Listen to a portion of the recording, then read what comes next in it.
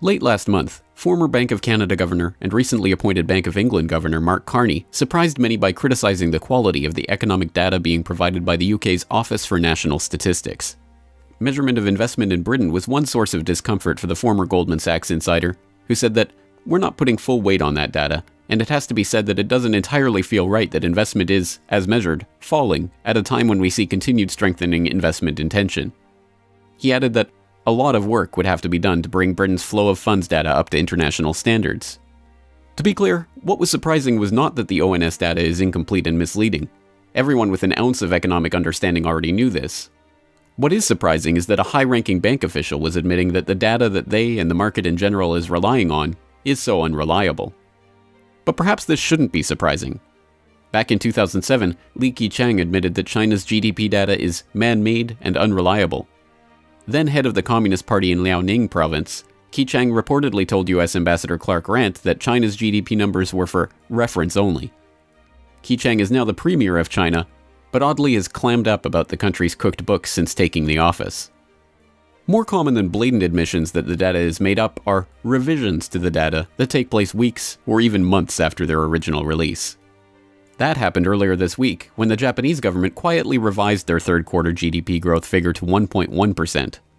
Last month, they touted a 1.9% growth rate, widely reported at the time as a respectable figure for the perpetually moribund Japanese economy. In the end, most people only ever see politicians gloating over the latest, greatest stats as they are released. Few, if any, notice the revised figure weeks later when it's buried in the back of the newspaper. Perhaps the most obvious example of this phenomenon in the American context is in the unemployment figures. By manipulating the criteria for being considered unemployed, the Bureau of Labor Statistics is able to keep the numbers artificially low.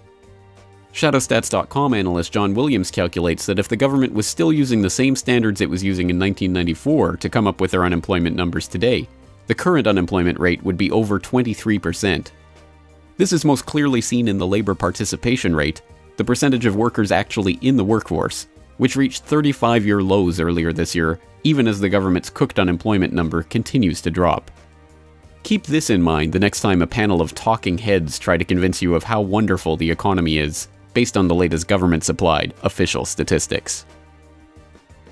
The unemployment rate went down, not because people dropped out of the labor force, but because they created a lot of jobs. It's the third or fourth month in a row that we've had better than expected. For more news and information, please follow the RSS feeds at CorbettReport.com, subscribe to this YouTube channel, or follow us on Twitter @CorbettReport. Welcome friends, James Corbett, CorbettReport.com, coming to you from the increasingly frigid climes of Western Japan, and today I'm reporting live on the scene from the corridors of crass commercialism, aka the shopping mall. And for those of you out there wondering, yes, Japan, just like whatever country you're in back home, has these meccas of mass merchandising where people flock at this time of year to buy the useless googads and gadgets and other useless items that we have been trained to believe are the only ways of showing one's love for one's fellow friends and family at this time of year during the holiday season. So here I am right in the heart of the Christmas madness, and so I thought I'd show you some of the Christmas garbage that's for sale at the shopping malls here in Japan. It's pretty much the same as back home in Canada or wherever you might be. And that is a sad testament to the fact that the commercialization of global culture continues to spread like a cancer around the world. But there are ways of combating this, and I would like to suggest a couple of them to you today. Of course, I'm in the alternative media, and I'm in the business of trying to provide people with information that they can actually use to make informed decisions about their lives. If you value this more so than the crap that they're selling you in these shopping malls, then why not eschew these shopping malls and actually use our power to vote with our dollars for the alternative media. It doesn't necessarily have to be the Corbett Report. It could be whatever independent alternative media you choose to support.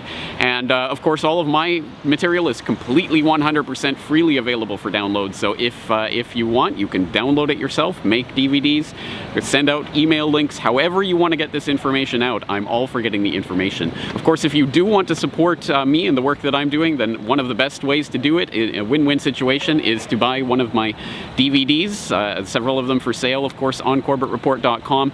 And it's a win-win situation because not only do I get your support, but you also get something out of the deal. And instead of giving someone some useless googad for Christmas, you can give them something that actually matters, some information. So why not give one of these as a gift? And let's make it a win-win-win situation. We'll add one more win to the mix. For the month of December, anyone who buys one of my data DVDs will get a free 1-year subscription to the Corbett Report subscriber newsletter. So once again, I want to thank all of you guys out there for making this alternative independent media possible. And this year, why don't we give the gift of truth rather than the gift of garbage, slave-made Chinese factory goods? And on that note, that's going to be it for me for today, but thank you so much for listening. Talk to you later.